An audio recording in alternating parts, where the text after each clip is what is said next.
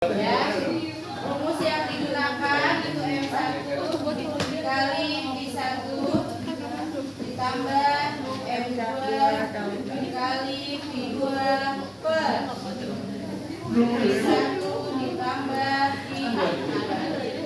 Di sini 200. bukan ini lagi.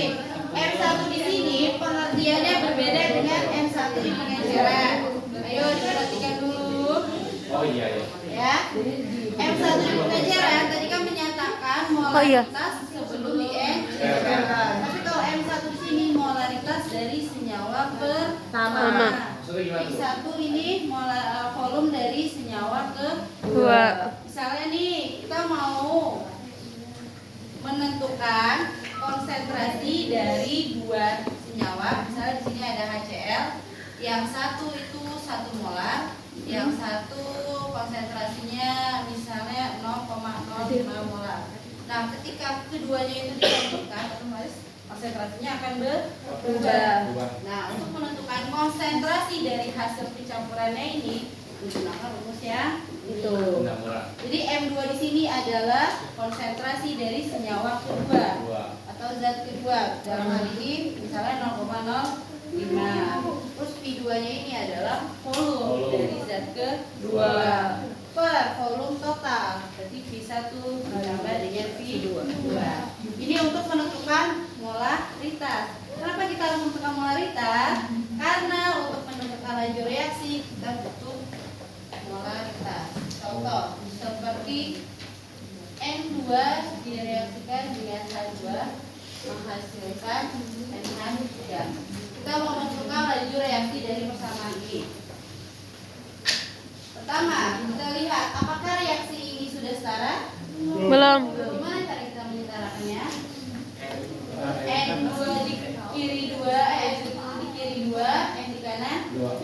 Gimana cara agar setara? Kita tambahkan 2 di sini. Berbeda dengan penyetaraan reaksi berdasarkan termokimia kemarin kan harus dibuat dalam satu. Tapi kalau untuk laju reaksi itu tidak harus dalam satu mol, gitu ya. Kalau bisa koefisiennya jangan ada yang berbentuk pecahan. Tapi bisa. Karena akan membuat lebih sulit dalam perhitungannya, gitu ya. N di kiri 2 sudah sama, H di kiri Belum. Hanya 2. hanya di sini kita tambahkan 3. mana yang berperan sebagai reaktor? Ini reaktan. Mana yang berperan sebagai roda? Dalam suatu persamaan reaksi, kira-kira mana yang akan berkurang sih, reaktan atau produk? Reaktan berkurang sesuai dengan laju reaksi. Besarnya pengurangan dari reaktan. Berarti kalau kita mau menentukan V atau laju dari, misalnya mau menentukan laju reaksi dari N2, itu menggunakan konsentrasi dari N2 per waktu atau misalnya di sini dt. Gitu. Nah, di sini kita beri nilai minus. Minus di sini itu hanya untuk menunjukkan bahwa lajunya akan berkurang. Kenapa? Karena N2 di sini berperan sebagai reaktan. Kalau kita diminta menentukan V dari H2, berarti gimana rumusnya? Konsentrasi dari H2 per dt. Apakah ada minusnya? Ada. Ya. Kalau kita diminta menentukan V dari NH3, NH3 positif. Kenapa? Karena dia produk. Berperan sebagai produk. Ya, otomatis dia akan bertambah. Ya. Lajunya juga sama. Di sini NH3 menjadi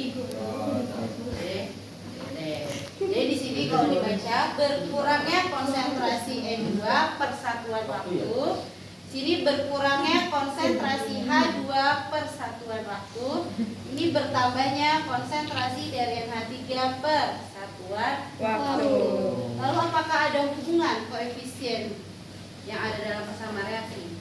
Ada hubungannya VH E2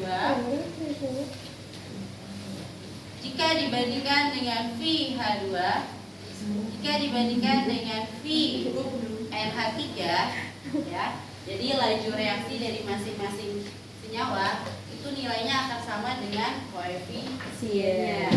Misalnya di sini berarti apa nih koefisien N2 kan 1 banding 3 banding 2. Gimana? Jika sudah diketahui salah satu laju reaksi dari senyawa lain.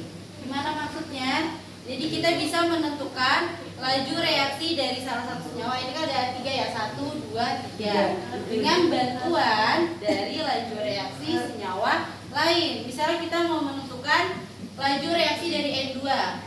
Nah, kita diketahui dalam soal itu laju reaksi NH3. Nah, kita bisa menentukan laju reaksi N2 dengan bantuan laju reaksinya si NH3. Dengan cara apa? Menggunakan perbandingan koefisien. Nah, rumus di sini koefisien yang ditanya, ntar ada contoh soalnya. 1, 3, 2 gimana? Koefisien yang ditanya per koefisien yang diketahui kali dengan laju reaksi yang diketahui. Misalnya nih, di sini ada laju reaksi NH3 sebesar 0,1 molar per sekon. Ingat ya, laju reaksi itu satuannya molar per sekon, bukan meter per sekon. Kita diminta menentukan laju dari N2. Gimana caranya? Yang ditanya itu lajunya siapa? N2. Koefisiennya berapa? 1. Berarti nanti V dari N2 itu sama dengan 1 per koefisien yang diketahui. Yang diketahui NH3. Koefisiennya berapa? 2. Berarti 2 dikali dengan laju reaksi yang diketahui. Berarti 0,1. Berapa nih? 0,0. 0,0. Itu atasnya gak ada. Berapa nih? Kan 0,1 dibagi 2 berapa? 0,05. Ya. 0,005 itu ya. Jadi perbandingan koefisien itu sama dengan laju reaksinya. Ini yang ada ditulis dulu.